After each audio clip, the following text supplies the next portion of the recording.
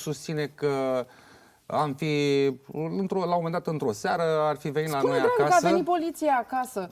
Cine a citat? Termin. Da? Acum, imediat spun. Deci, a venit într-o seară la noi acasă și susține că ar fi fost împinsă de către soția mea și în urma acestei împingeri ar fi căzut, s-ar fi lovit cu capul. Nu este nimic adevărat. Mă scuzați, dar mă chemați aici și acum ce mă judec? Sunt într-o curte de judecată, mă judecați?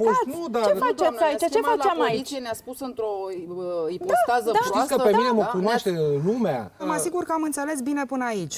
Ați aflat că e o plângere penală împotriva dumneavoastră și a soției din partea vecinei dumneavoastră cu care locuiți împreună de 20 de ani. De 20 de ani. Ei, cu toții, cei trei, se comportă ca și o familie. Cu alte cuvinte, relațiile de prietenie sunt atât de puternice de-a lungul timpului, încât le marchează existența și sunt condamnați, în sensul cel bun, de a se înțelege.